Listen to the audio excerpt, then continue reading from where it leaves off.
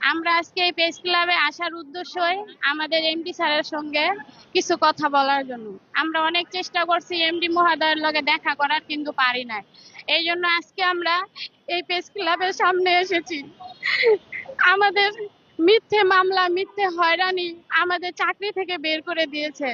আমাদের সাধারণত যে বর্তমান জিএম আওলাদ সাহেব, উনি আসছে মাত্র 1 বছর ধরে, আর আমরা এতটুকু চাকরি করি 14, 15, 18 বছর, 22 বছর।